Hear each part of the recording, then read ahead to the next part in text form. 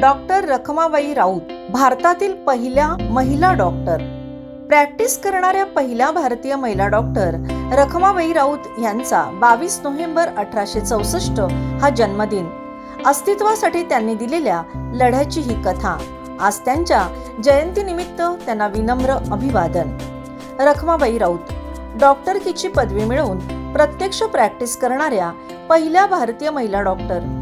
Doctor Anandibai Joshi doctor झाल्या, परंतु लगेचच आजारपणात त्यांचा मृत्यू झाल्याने त्या डॉक्टरकी करू शकल्या नाहीत. रखमाबाईंनी मात्र तहहयात डॉक्टरकी केली आणि निभावलीही. सोबत समाजकार्याचा वसाही जपला. एक बुद्धिमान, बाणेदार, धाडसी आणि सेवाव्रती असं रखमाबाईंचं व्यक्तिमत्व होतं. आज स्त्रीवाद, स्त्रीमुक्ती असे शब्द खूप सहजपणे वापरले जातात आणि ते महत्त्वाचेही आहेत. परंतु 125 वर्षापूर्वी एका स्त्रीने आपल्या ज्ञानाच्या तुलनेत खूपच सामान्य असलेल्या नवऱ्याला नाकारणं ही त्या काळाच्या परिपेक्षात क्रांतिकारी घटना होती. मात्र मोहिनी वर्दे यांनी 1982 मध्ये रखमाबाई एक आर्त हे पुस्तक लिहीपर्यंत त्यांच्या कर्तृत्वावर काळाचा पडदा पडलेला होता. मात्र आता रखमाबाईंचं कर्तृत्व काळानेच उजळून देण्याचं ठरलेलं असावं. त्यामुळेच प्रसिद्ध दिग्दर्शक अनंत महादेवन यांनी रखमाबाईंच्या आयुष्यावर आणि कर्तृत्वावर सिनेमा बनवला आहे. रखमाबाई यांचे आजोबा हरिश्चंद्र यादवजी चौधरी इंग्रज सरकारच्या नोकरीत असल्यानं त्यांना सरकार दरबारी मान मरातब होता. त्यांना जयंतीबाई नावाची मुलगी होती. तिचा विवाह वयाच्या 15व्या वर्षी 1863 मध्ये मुंबईतील गोरेगाव येथे राहणारे बांधकाम व्यावसायिक जनार्दन सावे यांच्याशी झाला. 22 नोव्हेंबर 1864 साली जयंतीबाईंनी एका मुलीला जन्म दिला. ती मुलगी म्हणजे रखमाबाई. दुर्दैवाने जयंतीबाई 17 वर्षाच्या असतानाच जनार्दन सावे यांचं निधन झालं आणि जयंतीबाई रखमाबाईला घेऊन वडिलांकडे आल्या. आपल्या विधवा मुलीचा व नातीचा भविष्यकाळ सुखाने जावा म्हणून हरिश्चंद्र चौधरी यांनी आपल्या मुलीचा पुनर्विवाह डॉक्टर सखाराम अर्जुन राऊत यांच्याशी लावून दिला. राऊत हे ग्रँट मेडिकल कॉलेज मुंबई येथे प्राध्यापक होते. ते आधुनिक विचारसरणीचे होते. डॉक्टर राऊतांनी छोट्या रखमाबाईचा सुद्धा स्वीकार केला व रखमाबाई सावे ऐवजी राऊत झाल्या. आताच्या पालघर जिल्ह्यातील सफाळे जवळील दातिवरेच्या दादाजी भिकाजी ठाकूर यांच्याशी वयाच्या 9व्या वर्षी रखमाबाईंचं लग्न झालं. मुलीने वयात येईपर्यंत आई वडिलांकडे राहण्याची प्रथा त्या काळी होती. साहजिकच 18 वर्षापर्यंत रखमाबाई माहेरीच राहिल्या. त्यानंतर 1833 मध्ये दादाजींनी त्यांना आपल्या घरी बोलवलं. मात्र दरम्यानच्या काळात शिक्षणामुळे रखमाबाईंच्या विचारांची पातळी उंचावली होती. दादाजी श्रीमंत होते, परंतु निरुद्योगी होते. कुठलाच उद्योग व्यवसाय न करता ते आपले मामा नारायण धर्माजी यांच्याकडे राहत होते. त्यामुळे अशा निरुद्योगी माणसाच्या घरी राहण्यास रखमाबाईंनी स्पष्ट नकार दिला. विशेष म्हणजे डॉक्टर सखाराम राऊतांनीही दादाजींना कळवलं की प्रतिष्ठेने राहता येईल असं वातावरण आपल्याकडे नसल्यामुळे मी माझ्या मुलीला आपल्याकडे पाठवू शकत नाही. आपली डाळ शिजत नाही हे कळल्यावर दादाजीने 1884 मध्ये तिला वकिलांमार्फत नोटीस पाठवली. न्यायाधीश पिन्हे यांच्यावर या खटल्याची जबाबदारी सोपवण्यात आली. दोन्ही बाजूंनी ऐकल्यानंतर न्यायमूर्ती पिन्हे यांनी लहानपणी लग्न झालेली मुलगी आता सज्ञान झाली आहे. निर्णय घेण्याची क्षमता तिच्यात आली आहे. चांगले आणि वाईट याची जाणीव झालेल्या स्त्रीला नवऱ्याकडे पाठवण्याची सक्ती करणे रानटीपणाचे ठरेल असे सांगून निर्णय रखमाबाईंच्या बाजूने दिला. ह्या निर्णयामुळे बुजुर्ग मंडळी खडबडून जागी झाली. नेटिव्ह ओपिनियन ह्या इंग्रजी दैनिकातून कोर्टाच्या निर्णयावर टीका करण्यात आली. लोकमान्य टिळकांनीही आपल्या केसरी वर्तमानपत्रातून टीकेची झोड उठवली. मात्र रखमाबाईंचे वडील डॉक्टर सखाराम राऊत मुलीच्या पाठीशी ठामपणे उभे राहिले. परंतु ह्या प्रचंड धावपळीमुळे व मानसिक ताणामुळे वयाच्या अवघ्या 45व्या वर्षी 18 एप्रिल 1885 रोजी त्यांचं निधन झालं. त्यानंतर दादाजी ठाकूर यांनी कोर्टाच्या निर्णयाविरोधात हायकोर्टात अपील केलं. मुख्य न्यायाधीश फेरेन यांच्या समोर झालेल्या ह्या खटल्याच्या निकालाकडे सगळ्यांचं लक्ष लागलं होतं. ह्यावेळी मात्र हायकोर्टाचा निकाल रखमाबाईंच्या विरोधात लागला. न्यायमूर्ती फेरेन यांनी निकालाच्या दिवसापासून 1 महिन्याच्या आत रखमाबाईंनी नवऱ्याच्या घरी राहण्यास जायला हवं असा निर्णय दिला. परंतु रखमाबाई आपल्या निर्णयापासून ढळल्या नाहीत. 23 वर्षाच्या रखमाबाई तोपर्यंत सामाजिक बहिष्काराला व टीकेला सरावल्या होत्या. खंबीरपणे सामोरे जात होत्या. अन्यायाला विरोध करणाऱ्या त्या रणरागिणी बनल्या होत्या. परिणामी हा वाद चिघळत गेला.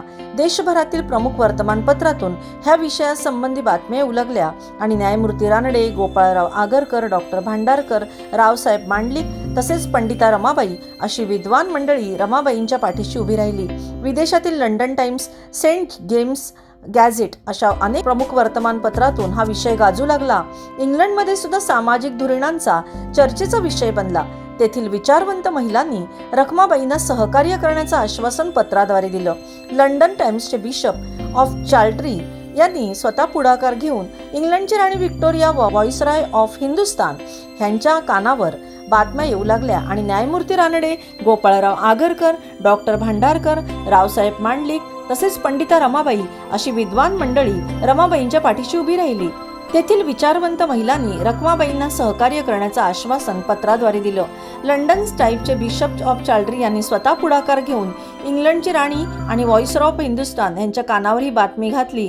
परिणामी हा खटला प्रिव्ही काउन्सिल समोर पुन्हा नव्याने चालवण्याचं ठरलं. या खटल्याच्या खर्चासाठी प्रिन्सिपल वर्ड्सवर्थ यांनी Rakhmabai Hindu lady defence committee या संस्थेची स्थापनाही केली.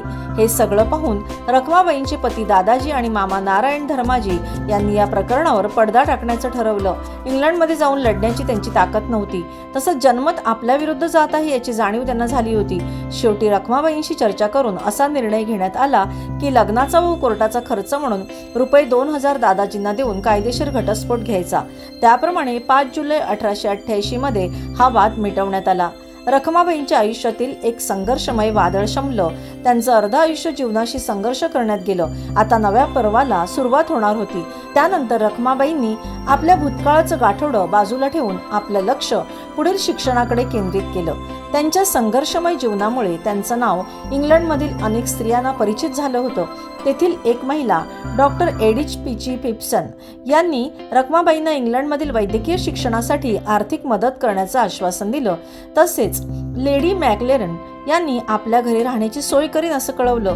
त्यामुळे इंग्लंडमध्ये गेल्यानंतर वैद्यकीय कॉलेजात प्रवेश मिळवण्यासाठी आवश्यक विषयाचा अभ्यास फक्त 4 महिन्यात पूर्ण करून रखमाबाईंनी ऑक्टोबर 1890 मध्ये London school of medicine for woman ह्या कॉलेजात प्रवेश घेतला. लांब हाताचा ब्लाऊज, पांढरी साडी, कपाळावर मोठं कुंकू असा त्यांचा पोशाख.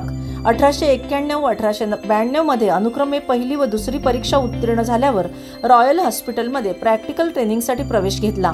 तेथे त्यांनी शवविच्छेदन व ॲनेस्थेशिया विषयांचा अभ्यास केला.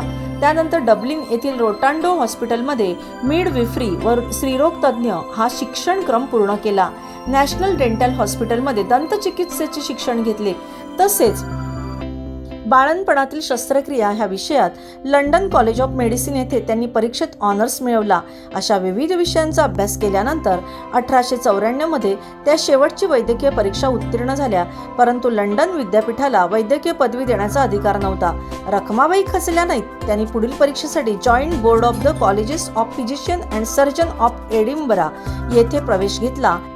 येथे त्या उत्कृष्ट मार्काने परीक्षा उत्तीर्ण झाल्या आणि त्यांच्या नावापुढे MD आणि LRCP&S ही उपाधी लागली. डॉक्टर रखमाबाई सखाराम राऊत ह्या नावाने त्या डिसेंबर 1894 मध्ये भारतात परतल्या. मुंबईत परतल्यानंतर आपल्या वैद्यकीय व्यवसायाची सुरुवात रखमाबाईंनी मुंबईत कामा हॉस्पिटलमधून केली. तिथे त्या हाऊस सर्जन झाल्या. नंतर त्या गुजरातमध्ये गेल्या. सुरतमध्ये शेठ मोरारजीभाई व्रजभूषणदास मालवी या हॉस्पिटलच्या उभारणीत त्यांचा सिंहाचा वाटा होता. ह्याच काळात मुंबई, दिल्ली, राजकोट, सुरत इत्यादी ठिकाणी त्यांनी लंडनमधील डफरीन या संस्थेच्या सहकार्याने हॉस्पिटलची उभारणी केली. 1896 मध्ये सुरतमध्ये प्लेगची साथ आली तेव्हा त्यांनी मोलाची कामगिरी केली. त्याची दखल घेऊन इंग्रज सरकारने त्यांना इंग्रज ए हिंद हा बहुमान दिला. डॉक्टर रखमाबाईंनी वैद्यकीय क्षेत्रात योगदान दिलं, तसंच सामाजिक कार्यातही. सन 1917 मध्ये नोकरीतून निवृत्त झाल्यानंतर त्यांनी स्त्रियांमधील अंधश्रद्धा निर्मूलनाचं काम हाती घेतलं. विधवा स्त्रियांसाठी वनिता या नावाने आश्रमाची स्थापना केली. 1932 मध्ये त्यांनी गावदेवी मंदिर अस्पृश्यांना खुलं केलं. त्यांनी कामाठीपुरातील शरीर विक्रय करणाऱ्या स्त्रियांसाठी आरोग्यविषयक व्याख्याने आयोजित केली.